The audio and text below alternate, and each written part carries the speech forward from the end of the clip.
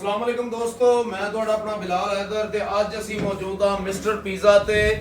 Circular road Narowal. ਇਹਨਾਂ ਦੋਸਤਾਂ ਦੀ ਫਰਮਾਇਸ਼ ਸੀ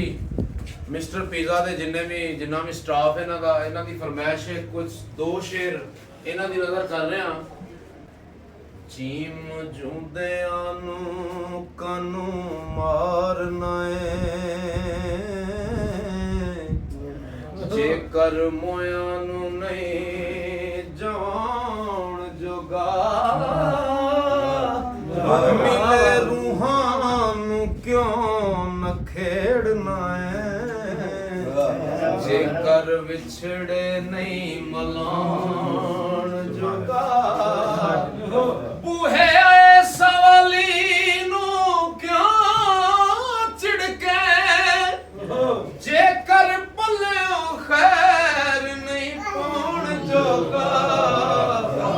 ਉਹ ਬਾਬਾ ਵਿਧੀ ਚੰਦਾ ਬੱਤੀਆਂ ਬੰਦ ਕਰ ਦੇ ਜੇਕਰ ਨੇਕੀਆਂ ਨਹੀਂ ਕਮਾਉਣ